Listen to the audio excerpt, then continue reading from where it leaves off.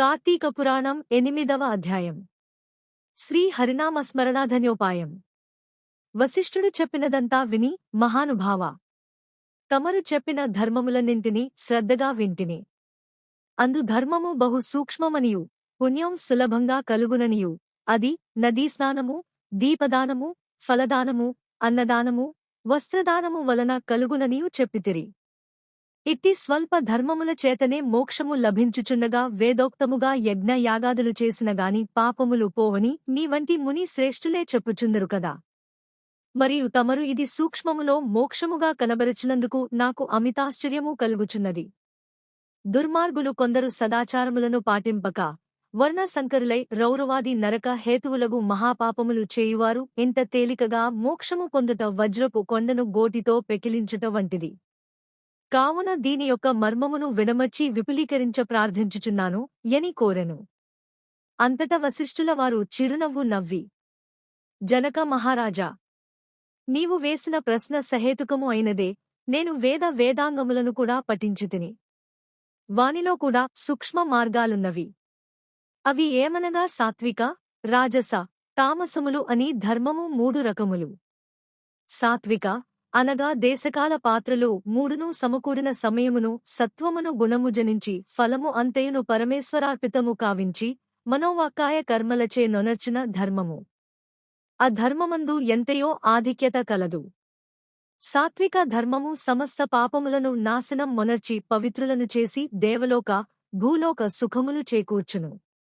ఉదాహరణముగా తామ్రవర్ణ నది సముద్రమున కలియు తావునందు స్వాతికార్తెలో ముత్యపు చుప్పలో వర్ష బిందువు పడి ధగధగ మెరిసి ముత్యమగు విధముగా సాత్వికత వహించి సాత్విక ధర్మమాచరించుచు Ganga river, Yamuna river, Godavari river, Krishna river, నదుల పుష్కరాలు మొదలుగు పుణ్యకాలములనందు దేవాలయముల యందు వేదా పఠించి సదాచారుడై కుటుంబీకుడైన బ్రాహ్మణునకు ఎంత స్వల్ప దానము చేసినను లేక ఆ నదీ తీరమందున్న దేవాలయంలో జపతపాదులొనరించినను విశేష ఫలమును పొందగలరు.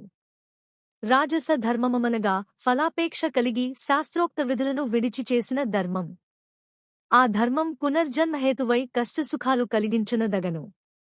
తామస ధర్మమేమో అనగా శాస్త్రోక్త విధులను విడిచి దేశకాల పాత్రలు సమకూడని సమయమున డాంబికాచరణార్థం చేయు ధర్మం. ఆ ధర్మం ఫలమునియదు. దేశకాల పాత్రము సమకూడినప్పుడు తెలిసిగాని తెలియకగాని ఏ స్వల్ప ధర్మం చేసినను గొప్ప ఫలము నిచ్చును. అనగా పెద్ద కట్టెలగుట్ట చిన్న అగ్నికణములతో భస్మముగునట్లు శ్రీమన్నారాయణుని నామము తెలిసి కాని తెలియక కాని ఉచ్చరించిన వారి సకల పాపములు పోయి ముక్తి నొందుదురు. దానికొక ఇతిహాసము కలదు. ఆజామిళుని కథ. పూర్వకాలము నందు కన్యాకుబ్జమను నగరమున 4 వేదములు చదివిన ఒక విప్రుడు గలడు. అతని పేరు సత్యవ్రతుడు. అతనికి సకల సద్గుణ రాశియగు హేమవతియను భార్య కలదు. ఆ దంపతుల అన్యోన్య ప్రేమ కలిగి అపూర్వ దంపతులని పేరుగాంచిరి. వారికి చాలా కాలమునకు లేక ఒక కుమారుడు జన్మించెను. వారాబాలుని అతి గారాబముగా పెంచుచు అజామిళుడని నామకరణము చేసిరి. ఆ బాలుడు దినదిన ప్రవర్ధమానుడగుచు అతి గారాబము వలన పెద్దలను కూడా నిర్లక్ష్యముగా చూచుచు దుష్ట సావాసములు చేయుచు విద్య నభ్యసింపక బ్రాహ్మణ ధర్మములు పాటించక సంచరించు ఉండెను. ఈ విధముగా కొంతకాలమునకు యవ్వనము రాగా కామందుడై మంచి చెడ్డలు మరిచి యజ్ఞోపవితముత్రించి మద్యం సేవించుచు ఒక ఎరుకల జాతి స్త్రీని వలచి నిరంతరము నామెతోనే కామక్రీడలలో తేలియాడుచు ఇంటికి రాకుండా తల్లిదండ్రులను మరిచి ఆమె ఇంటనే భుజించుచుండెను. అతి గారాబము ఎట్లు పరిణమించినదో వింటివా రాజా? తమ బిడ్డలపై ఎంత అనురాగము ఉన్ననూ పైకి తెలియపర్చక చిన్ననాటి నుంచి అదుపు ఆజ్ఞలతో నుంచకపోయిన ఎడల ఈ విధంగానే జరుగును. కావున ఆజామిళుడు కులభ్రష్టుడు కాగా వాని బంధువులు అతనిని విడిచిపెట్టిరి. అందుకు ఆజామిళుడు రెచ్చిపోయి వేట వలన పక్షులను, జంతువులను చంపుతూ కిరాత వృత్తిలో జీవించుచుండెను. ఒక రోజున ఆ 2 ప్రేమికులు అడవిలో వేటాడుతూ ఫలములు కోయిచుండగా ఆ స్త్రీ తేనెపట్టు కై చెట్టెక్కి తేనెపట్టు తీయబోగా కొమ్మ విరిగి క్రిందపడి చనిపోయెను.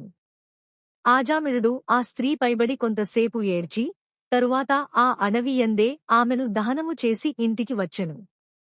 ఆ ఎరుకుల దానికి అంతకు ముందే ఒక కుమార్తె ఉండెను.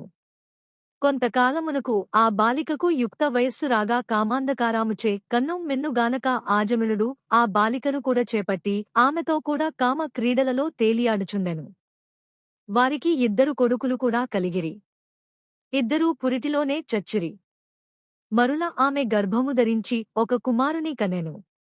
వారిద్దరూ ఆ బాలునికి నారాయణ అని పేరు పెట్టి పిలుచుచు ఒక్క క్షణమైనను ఆ బాలుని విడువక ఎక్కడకు వెళ్ళినా వెంటబెట్టుకుని వెళ్ళుచు నారాయణ నారాయణ అని ప్రేమతో సాకుచుండిరి. కాని నారాయణేని స్మరించిన ఎడల తన పాపములు నశించి మోక్షము పొందవచ్చునని మతనికి తెలియకుండెను. ఇట్లు కొంతకాలము జరిగిన తర్వాత అజమిళునకు శరీర పటుత్వము తగ్గి రోగగ్రస్తుడై మంచము పట్టి చావునకు సిద్ధపడి ఉండెను.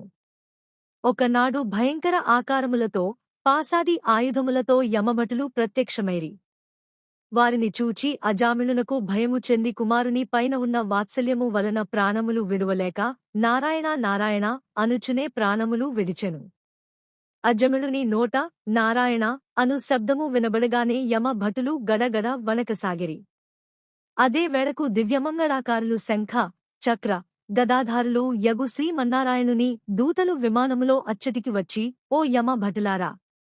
వీడు మావాడు, మేము వీనిని వైకుంఠమునకు తీసుకుని పోవుటకు వచ్చితిమి అని చెప్పి అజమిళుని విమానమెక్కించి తీసుకుని పోవుచుండగా యమదూతలు, అయ్యా! మీరెవ్వరు? వీడు అతి దుర్మార్గుడు. వీనిని నరకమునకు తీసుకుని పోవుటకు మేమిచ్చటికి వచ్చితిమిగాన వానిని మాకు వదలుడని కొరగా విష్ణుదూతలు ఇట్లు చెప్పదొడంగిరి. ఇట్లు స్కాంద పురాణాంతర్గత వశిష్ఠ ప్రోక్త కార్తీక మహాత్మ్యమందలి 8వ అధ్యాయము 8వ రోజు పారాయణము సమాప్తము.